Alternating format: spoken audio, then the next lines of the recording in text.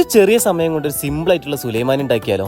ആദ്യം തന്നെ ഒരു പാത്രത്തിൽ വെള്ളം ചൂടാക്കാൻ വെക്കുക. അതിലേക്ക് പഞ്ചസാരയും ആഡ് ചെയ്യുക. നിങ്ങൾ എത്രത്തോളം ഷുഗർ പ്രേമിയാണോ അത്രത്തോളം ഇട്ടോ.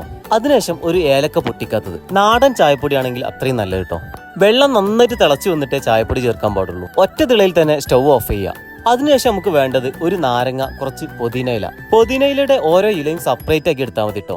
അതിനുശേഷം പൊതിനയില ചേർത്തിട്ട് ഒരു ഗ്ലാസ്സിലേക്ക് മാറ്റുക. അതിനുശേഷം കുറച്ച് നാരങ്ങ പിഴിഞ്ഞ് ചേർക്കുക കേട്ടോ. അപ്പോൾ തന്നെ ഇതിന്റെ കളർ ഇങ്ങനെ ചേഞ്ച് ആവുന്നത് കാണാൻ പറ്റും. ചായപ്പൊടി ഇടുമ്പോൾ തന്നെ കുറച്ച് കൂടുതൽ ഇടുന്നത് നന്നായിരിക്കും കേട്ടോ. അപ്പോൾ ഈ കളർ ബാലൻസ് ചെയ്യാൻ പറ്റുള്ളൂ. കൂട്ടത്തിൽ ഒരു തേൻമുട്ടയോ നെയ്വടയോ ഉണ്ടെങ്കിൽ കോംബോ സെറ്റ്. അപ്പൊ എല്ലാവരും ഒന്ന് പരീക്ഷിച്ച് നോക്കിയിട്ട് വിവരം പറയാട്ടോ. അപ്പോൾ ഫോളോ, സബ്സ്ക്രൈബ് ചെയ്തിട്ട് കൂടെ കൂടിക്കോളി.